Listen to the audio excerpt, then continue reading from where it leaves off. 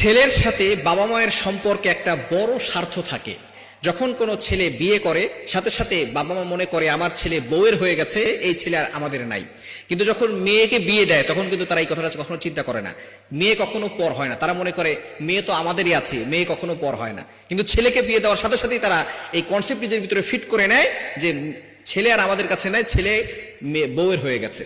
এরা থেকে আমাদেরকে দূরে সরে আসতে হবে। মনে রাখবেন এটা কেন হয়, কেননা বর্তমান যুগের বাবা মারা মেয়েদের কাছ থেকে কিছু আশা করে না, রিটার্ন কিছু আশা করে না, ছেলেদের কাছ থেকে অনেক কিছু আশা করে। মেয়েদের কাছ থেকে যখন সে অনেক খরচ করে এবং সে কখনো ভাবেই না যে মেয়ে আমাকে এগুলো রিটার্ন করবে, আমাকে আবারও এগুলো ফেরত দিবে, এটা কখনো বাবা মারা আশা করে না। কিন্তু ছেলেদের কাছ থেকে যখনই কিছু দেয় তখন আশা করে ছেলে এগুলো আমাকে আমাদের ফেরত দিবে, সে বড় হয়ে ইনকাম করবে, এগুলো আবার আমাকে ফেরত দিবে।